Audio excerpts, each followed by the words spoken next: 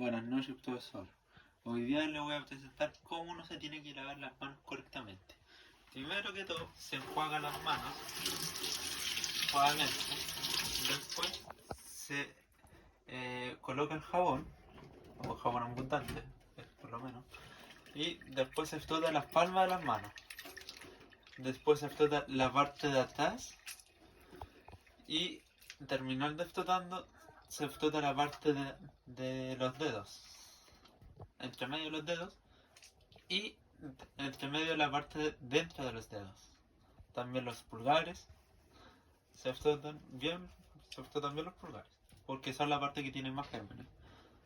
Después se frotan los dedos, las uñas, con la punta de los dedos en la palma de la mano.